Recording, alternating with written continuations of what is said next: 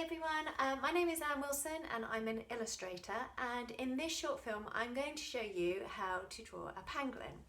So this is taken from the book Red Alert. It's written by Catherine Barr and published by Otter-Barry books, and it takes 15 endangered animals on the planet and it explains what you can do to help. When I was briefed for this project as the illustrator, one of the very important things to remember was that I couldn't just draw any crocodile or any monkey or any pangolin, for example. It had to be species specific. So what I mean by that, in this book it features the bonobo monkey or the long-nosed crocodile or the sunder pangolin.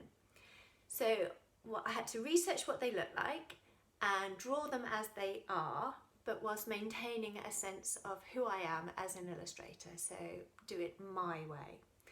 And in a minute I'll show you how to do a very simple line drawing of the pangolin, and it might be something that you might want to have a go at too. Okay, so what I'm using is just a very simple fine liner pen. This one's slightly thicker, just so you can see clearly. So any felt tip or anything if you want to use will be fine. And the most important thing is just to get the basic shape first. So what we're going to start with is like a hill, a line that goes up and then down. That's his back. And then if you can continue this line on for his neck and then down a little bit further, so it's a big line going all the way down to there. That's going to be the front of his nose. Then the width of his head is something to think about, so he's about this thick. And then you bring another line along just to join it up with that one there. So that's going to be his head. Then we add on his tail. They have quite long tails, which they can wrap around things. So it goes all the way down, follow that line down, but curve it round at the bottom. So it goes to roughly about there. And then think about the width of his tail. So it's going to be about this thick, just under a couple of centimetres. And then draw it round, following the other line, but getting slightly narrower so you can go to a slightly thinner end because his tail narrows at the bottom. So that's the head, tail and back. And then what I'll do next is do his front leg. So from his neck, curve a line down and round, just a very simple line that curves down like that. That's the front of his front right leg. And then the other side, getting slightly narrower towards the bottom.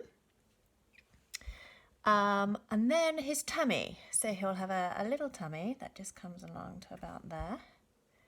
And then we want his back leg. So the line goes this way, but then it curves round underneath, like so. And then we join up the back leg. Again, getting slightly narrower as you go towards his toes. And then we'll join in the back. To the back of his leg to his tail.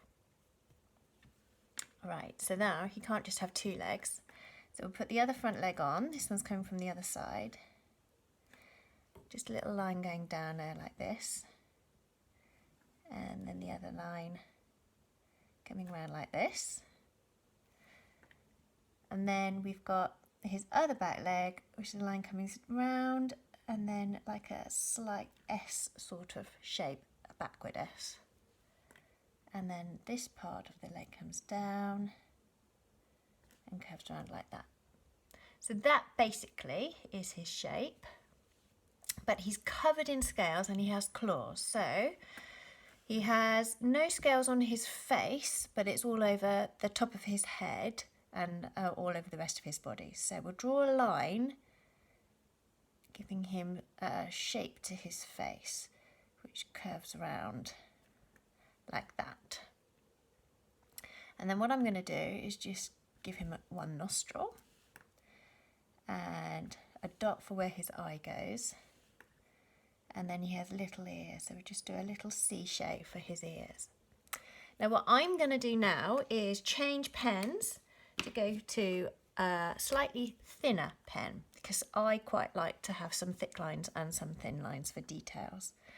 So with my slightly thinner pen, I'm going to define his eye a little bit more and his ear.